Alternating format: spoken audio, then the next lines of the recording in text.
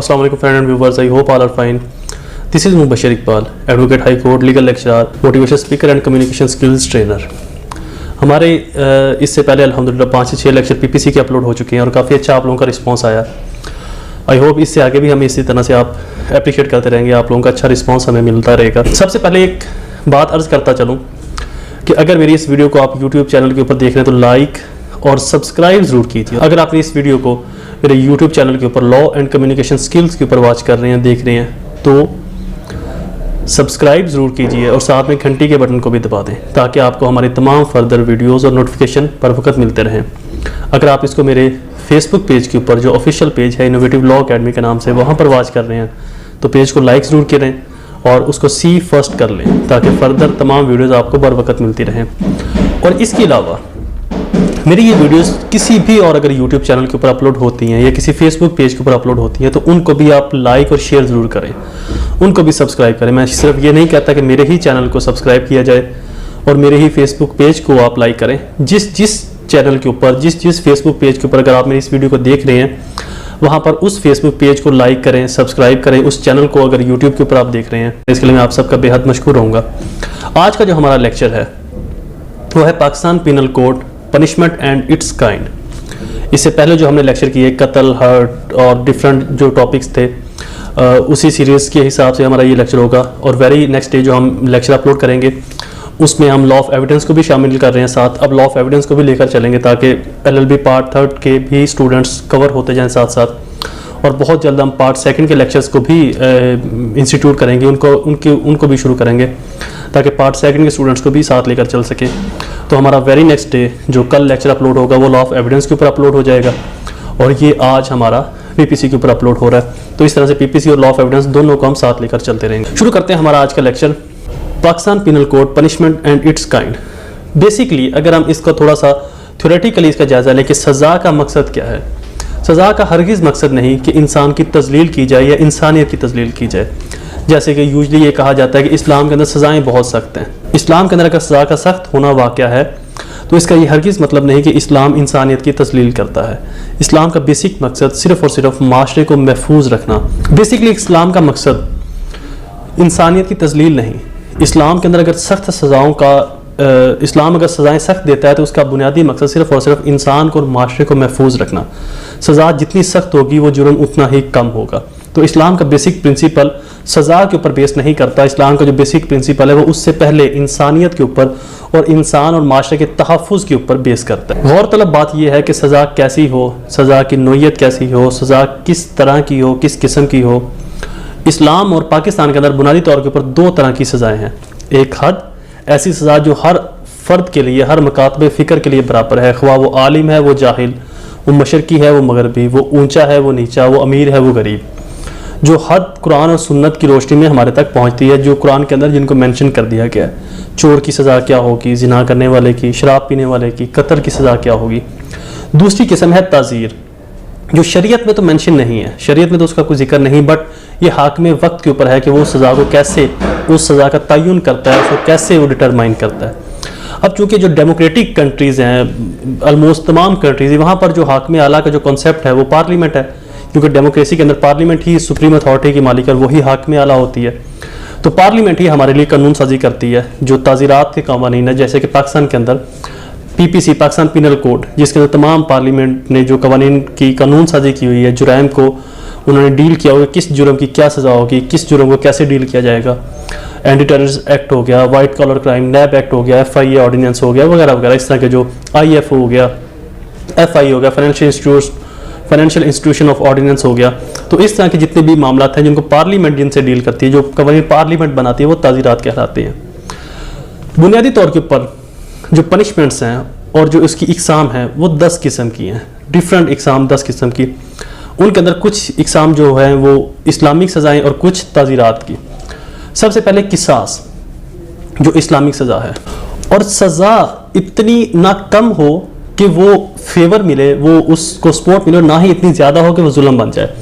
जैसे कुरान पाक में अल्लाह ताला फरमाते हैं जज़ाउन सियाता मसलहा, और सज़ा और जज़ा उस जुर्म की मसल के हिसाब होने चाहिए। मीन टू से कि जैसा जुर्म होगा उसी तरह की सज़ा। अगर जुर्म इतना घिनौना है, लाइक अगर कत्ल है और उसकी सजा दे दी जाए 2 माह कैद की, तो ये तो माशरे के अंदर एक नया फसाद बर्पा करेगा ना, ये तो फेवर मिल रही है। और अगर किसी ने किसी को गाली दी है या गालियां गलौज की है या एक थप्पड़ मारा तो उसको कत्ल कर दिया जाए, तो ये जुल्म हो जाएगा। तो सजा ना ही इतनी कम हो कि वो फेवर लगे, वो सपोर्ट लगे, वो उस जुर्म को और बढ़ावा दे, और ना ही इतनी ज्यादा हो कि वो जुल्म लगे। अल्लाह ताला कुरान पाक में भी फरमाते हैं कि सजा और जजा उस जुर्म के हिसाब से, उस जुर्म की मिसल होने चाहिए कि जैसा वो जुर्म है, अगर कत्ल किया गया तो उसकी सजा भी कत्ल की सूरत में हो, अगर चोरी की गई तो उसकी सजा आप 7 साल 10 साल 14 साल कैद की सूरत में आप डाल दें। तो सजा की जो नोयत है वो जुर्म के हिसाब से होनी चाहिए, ना ही इतनी कम और ना ही इतनी ज्यादा। तो सबसे पहले जो सजा है किसास, मतलब अदल का बदला, जैसा किया गया वैसा उसके साथ किया जाए, ना उससे कम ना उससे ज्यादा। अगर किसी ने खून बहाया किसी का, किसी को कत्ल किया तो उसको भी कत्ल किया जाए, जिस तरह से उसने कत्ल किया है उसी तरह से उसको कत्ल किया जाए, ना उससे ज्यादा अजियत दी जाए ना ही उससे कम अजियत दी जाए। मतलब अगर एक शख्स किसी को कत्ल कर रहा है, एक तलवार का वार देखा, तो दूसरा शख्स किसास की मद के अंदर उसके पूरे जिस्म को छलनी नहीं कर सकता गोलियों से या तलवार के जख्म से, एक ही जख्म से एक ही झटके में वो उसको कत्ल करेगा, जैसे कि उसने उसके किसी रिलेटिव्स का कत्ल किया, उसके किसी अजीज़ व क़रीब का कत्ल किया। तो किसास का मतलब अदले का बदला, जैसे किया वैसे ही किया जाए, ना उससे कम ना उससे ज्यादा। नेक्स्ट है दियत। दियत है मुआवजा। अगर कोई शख्स कोई जुर्म कर बैठता है, कोई गुनाह कर बैठता है, तो वो उसके फाइनेंशियल मामला ठीक है, वो फाइनेंशियली तौर के ऊपर मजबूत है, तो वो विक्टिम के खानदान को, मजलूम के खानदान को ये ऑफर करवाता है कि आप मुझसे खून बहा ले लें। अरबी के अंदर खून बहा कहते हैं, उर्दू के अंदर आप मुझसे कंपनसेशन ले लें, मुझसे मुआवजा ले लें, इसका हरजाना ले लें।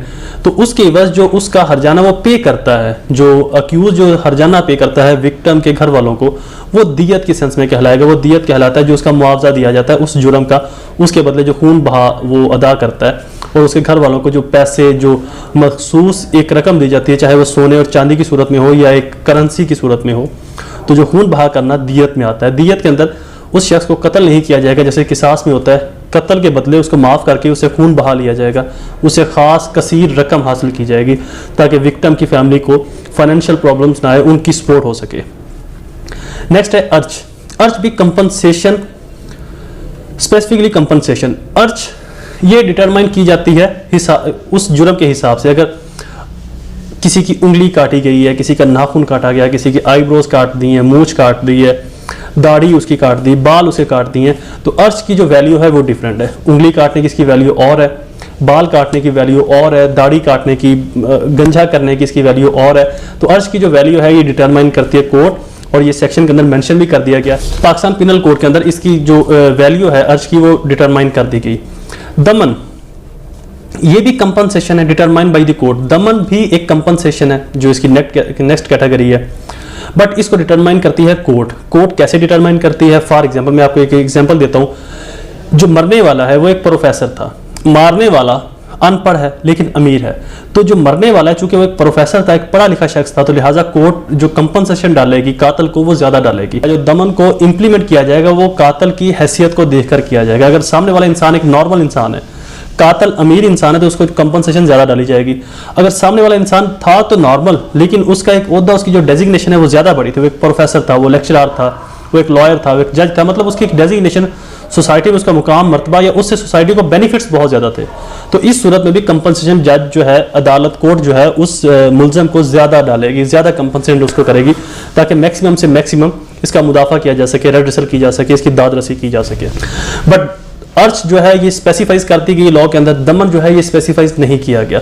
दमन कोर्ट डिटरमाइन करती है सर्कमस्टांसिस के हिसाब से, मौके के हिसाब से, उस सिनेरियो के हिसाब से कि कातिल की हैसियत क्या है, उसकी फाइनेंशियल मैटर, उसकी पोजीशन माली तौर के ऊपर मुस्तहिकम है या गैर मुस्तहिकम है, अमीर है या गरीब है, मरने वाले की पोजीशन क्या थी, उसका मुकाम स्टेटस क्या था, इन तमाम चीज़ों को देखते हुए कोर्ट कंपनसेशन को डिटरमाइन करती है और इम्पोज की जाती है कातिल के ऊपर कि वो विक्टिम की फैमिली को पे करे।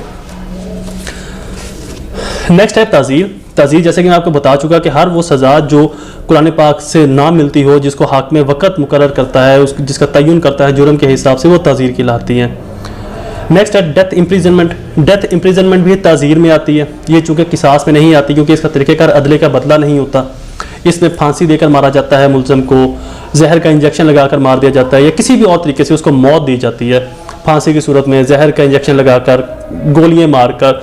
डिफरेंट ममालिक के अंदर जो डेथ इम्प्रिजनमेंट का जो सिनेरियो है वो डिफरेंट है। कहीं पर फांसी दी जाती है, कहीं पर जहर का इंजेक्शन लगाया जाता है, कहीं पर जहर का प्याला पिलाया जाता है, कहीं पर गोलियां मारी जाती हैं, कहीं पर बीच चौराहे में बाजार के अंदर फांसी पर लटका दिया जाता है। तो इसकी जो डेथ इम्प्रिजनमेंट की जो इम्प्लीमेंटेशन है वो डिफरेंट कंट्रीज के अंदर डिफरेंट है, हर मुल्क के अंदर वेरी करती है उस मुल्क के कानून के हिसाब से। कहीं पर सर कलम कर दिया जाता है। तो डेथ इम्प्रिजनमेंट मीन अदले का बदला ही, बट ये स्टेट लेती है, किसास भी स्टेट इंप्लीमेंट करवाती है, but death as it is नहीं होता। मतलब मारा किसी शख्स ने किसी शख्स को गोली से है तो उसको डेथ इम्प्रिजनमेंट फांसी की सूरत में भी दी जा सकती है, जरूरी नहीं कि उसको गोली ही मारी जाए। तो किसास अदले का बदला उसी तरह से किया जाएगा जैसे उसने मारा मकतूल को, बट डेथ जो है ये स्टेट का एक तरीके का स्पेसिफाइज किया हुआ है। मतलब फांसी का इंजेक्शन लगाना जहर का, या जहर का प्याला पिलाना, या सर कलम करना, जो भी स्टेट ने डिटरमाइन किया हो तरीका, उसके मुताबिक उसको डेथ इम्प्रिजनमेंट दी जाएगी। नेक्स्ट है जी इम्प्रिजनमेंट फॉर लाइफ, पूरी जिंदगी के लिए उसको कैद कर दिया जाएगा। पूरी जिंदगी से मुराद ये नहीं कि उसकी जिंदगी 200 साल है तो 200 साल कैद किया जाएगा, एक स्पेसिफाइज कर दिया गया लॉ ने, 14 साल, 20 साल, 25 साल, ये लाइफ इम्प्रिजनमेंट की सेंस में आएंगे। तो इतने अरसे के लिए उसको जेल में या सलाखों के पीछे बंद कर दिया जाएगा, काल कोठरी में, या कोई भी जो सजा कोर्ट डिटरमाइन करेगी उसके लिए, वो सजा उसके लिए मुंतखब की जाएगी एक मखसूस टाइम के लिए, जो लॉ ने मेंशन कर दी है अपने अंदर। 25 साल भी हो सकते हैं, 20 साल भी हो सकते हैं, लॉ ने अपनी एक टर्म मेंशन कर दी इस पर। जनरली ये सजा 25 साल तक की होती है। इम्प्रिजनमेंट विच में extend to description rigorous and simple. Rigorous punishment, बहुत सख्त सजा दी गई, यानी कि उसको लाइफ इम्प्रिजनमेंट तो की गई, पनिशमेंट तो उसको दी गई 20-30 साल की, बट उस 15-20 साल में, 25 साल में उसने वहाँ पर मजदूरी भी करनी है, वहाँ पर सख्त काम करने हैं, जो भी आप मतलब एक उससे पत्थर तोड़वाना, मतलब इस तरह के सख्ती या मुशक्कत वाले काम उस कैदी से लेना। और सिंपल इम्प्रिजनमेंट मीन सिंपल सजा, नॉर्मल सजा, जिसके अंदर मुशक्कत नहीं ली जाती, जिसके अंदर काम नहीं करवाया जाता, जस्ट नॉर्मल सजा उसके अंदर एप्लीकेबल करवाई जाती है। सिंपल इम्प्रिजनमेंट के अंदर जो एक चीज़ है वो ये जस्ट के सिर्फ और सिर्फ सजा दी जाएगी और वो काल कोठरी के अंदर, जेल के अंदर उसको बंद कर दिया जाएगा, फर्दर उससे कोई मुशक्कत या कोई सख्त काम नहीं लिया जाएगा। For future of property, for future of property mean property को जब्त कर लेना। कोई ऐसा उसका जुर्म है, जैसे ये नैब केसेस में होता है या फाइनेंशियल केसेस में या वाइट कलर क्राइम्स के अंदर ये चीज़ मेंशन की जाती है कि उसके किसी जुर्म को उसके किसी जुर्म की सूरत में, उससे रिकवरी की सूरत में उसकी प्रॉपर्टी को जब्त कर लिया जाता है। उसका जुर्म इस तरह का है, या उसने कुछ जमानत दी थी गवर्नमेंट को जो वो फुलफिल नहीं कर पाया, या किसी भी और सूरत में उसकी प्रॉपर्टी को जब्त करना फॉर फ्यूचर ऑफ प्रॉपर्टी की पनिशमेंट के सेंस के अंदर आएगा। फाइन ये सबसे छोटी टर्म है पनिशमेंट्स की। फाइन जुर्माना कर देना, जैसे ये चालान हो गए या छोटे छोटे जो इस तरह के चालान किए जाते हैं, कंपनसेशन दी जाती है रोड के ऊपर, या नॉर्मली जिसके अंदर सजा ना दी जाए, जिसके अंदर पनिश ना किया जाए, बस फाइन करके छोड़ दिया जाए, ये लॉ की सबसे छोटी सजा है किसी छोटे से क्राइम के ऊपर, किसी मिस्टेक के ऊपर। हमारा पनिशमेंट्स का आज टॉपिक कंप्लीट हुआ। नेक्स्ट हमारा जो टॉपिक होगा common object and common intention के ऊपर होगा, अनलॉफुल असेंबली, क्रिमिनल कॉन्स्पायरेसी के ऊपर, वो भी इससे वेरी नेक्स्ट डे हम अपलोड कर देंगे। हमारे चैनल को सब्सक्राइब करना, law and communication skills YouTube channel को, Facebook page innovative law academy को भी लाइक करें, चैनल को सब्सक्राइब करें, अपने दोस्तों के साथ इसको शेयर जरूर करें। मुझे अपनी दुआ में जरूर याद रखिएगा। अल्लाह ताला आपका हामी नासिर हो। वस्सलाम।